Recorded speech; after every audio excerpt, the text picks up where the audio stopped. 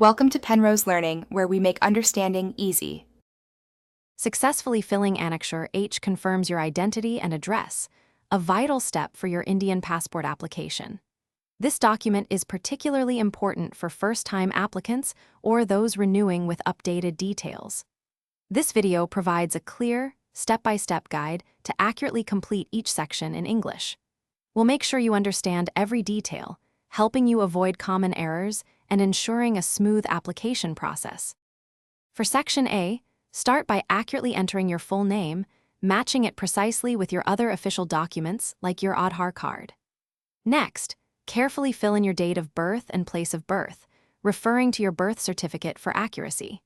It is incredibly important to maintain consistency across all these personal fields to ensure a smooth application and avoid any unnecessary processing delays. Double-check everything here before moving forward. Moving to Section B, you'll need to provide your family information. Clearly fill in your father's full name and your mother's full name in their respective boxes. If you are married, remember to accurately include your spouse's full name as well. It's absolutely essential to verify these names against their official government-issued identification documents, ensuring everything matches perfectly for a hassle-free application process. Section C focuses on your supporting documents. Here, you must accurately list all the essential documents you are submitting alongside your Annexure H, such as your Aadhaar card or birth certificate. Then, in Section D, carefully read the entire declaration to understand its implications before you sign and date it.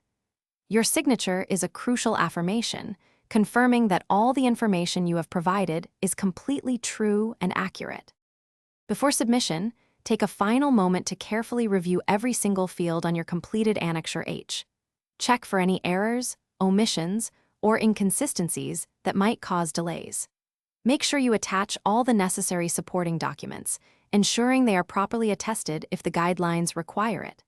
With everything double-checked and organized, you can confidently submit your form to the Passport Office or Application Center, knowing you've done it right.